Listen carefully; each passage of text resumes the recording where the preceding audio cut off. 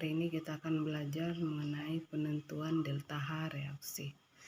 Nah, jenis-jenis delta H disajikan di bukumu ada sebanyak 6, tapi di sini Ibu akan terangkan 3 hal yang penting yang kamu pelajari saat kamu di kelas 11.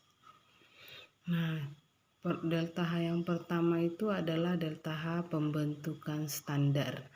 Nah, disingkat dengan delta H0F. Nah, delta H ini adalah perubahan entalpi standar. F itu adalah formation. F buatkan di sini F sama dengan formation atau pembentukan. Nah, kita lihat apa definisinya. Ini adalah perubahan entalpi pada. Nah, ini perubahan entalpi pada pembentukan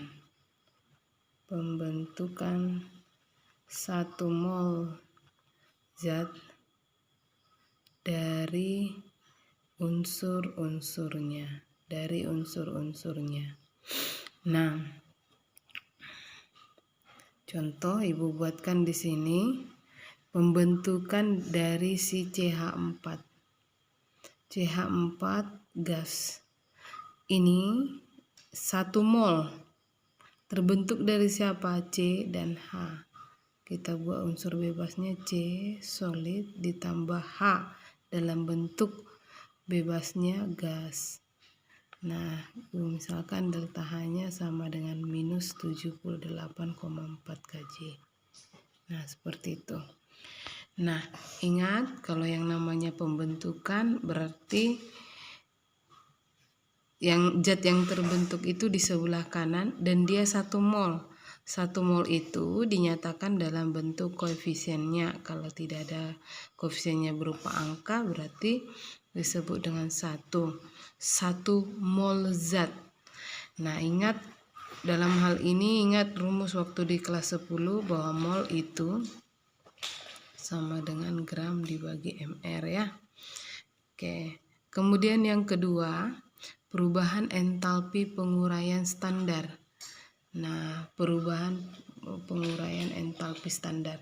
Apa yang dimaksud dengan penguraian standar? Ini adalah kebalikan dari yang pertama. Nah, ini perubahan entalpi pada penguraian berarti terurai 1 mol zat dari unsur-unsurnya berarti zat yang mau diuraikan itu letaknya di sebelah kiri. Nah, kita buatkan contoh yang ini tadi. Nah, CH4 nih gas kan terurai. Berarti terurai jadi unsur-unsurnya C solid ditambah H 2 gas. Ingat ya, harus dalam keadaan bebas. Hanya berarti kebalikannya positif 78,4 kJ. Nah, ingat nih untuk 1 mol. Oke. Nah, kemudian yang ketiga, perubahan entalpi pembakaran. Nah, pembakaran ini adalah perubahan entalpi pada pembakaran 1 mol zat dari unsur-unsurnya. Bukan dari unsur-unsurnya, 1 mol zat ya. Hanya 1 mol zat. Nah, ingat setiap yang namanya pembakaran itu selalu membutuhkan CO2, dia selalu membutuhkan oksigen. Nah, contohnya Ibu buatkan seperti ini. C6H12O6 ini adalah glukosa. Glukosa itu adalah gula. Gula itu dibakar O2, berarti terlibat O2. Ini menjadi CO2 gas ditambah H2O gas. Nah, Ini koefisiennya 6 kita setarakan ya. Nah, delta H sama dengan minus 2803 Kj. Ingat ya, untuk 1 mol zat siapa yang dibakar? Ini, gula. Bukan O2 yang dibakar atau bukan CO2 yang dibakar, tapi C6H12.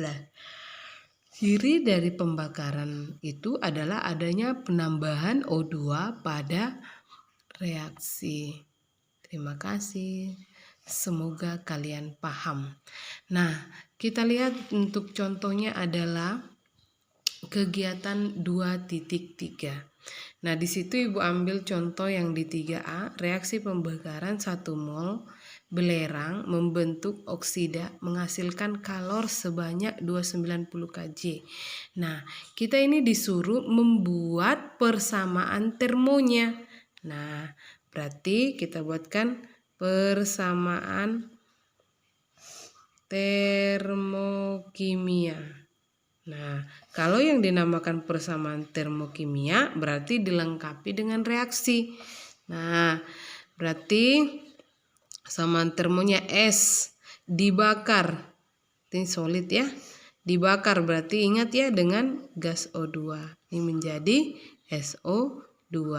Kan belerang oksida, dioksida. Belerang dioksida 2O-nya gas.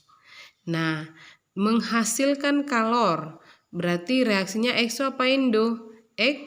Eksoterm. Ingat ya, semua reaksi pembakaran adalah eksoterm. Minus 290 Kj. Inilah persamaan termokimianya.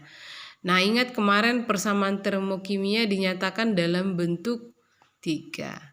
Kita buatkan nih persamaan termonya. Nah, kalau dalam bentuk kalornya bagaimana? Bentuk kalor reaksi. Bentuk kalor reaksi.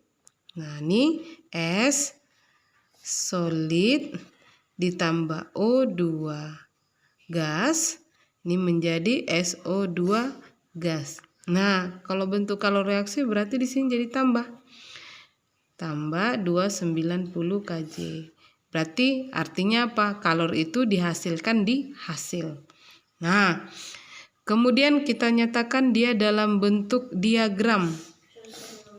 Diagram entalpi. Kalau kita nyatakan dalam bentuk diagram entalpi, bagaimana bentuknya? Nah, masukkan dia. Nah, ini entalpi.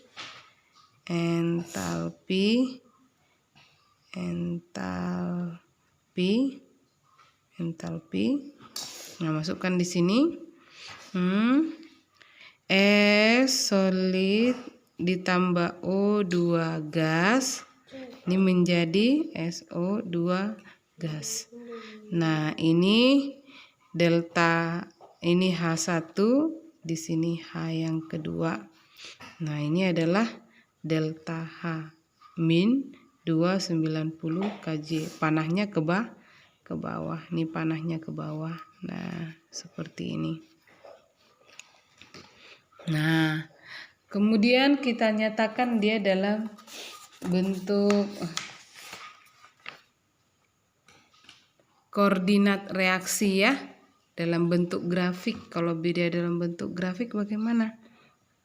Nah, kita buatkan dia seperti ini. Bentuk grafik.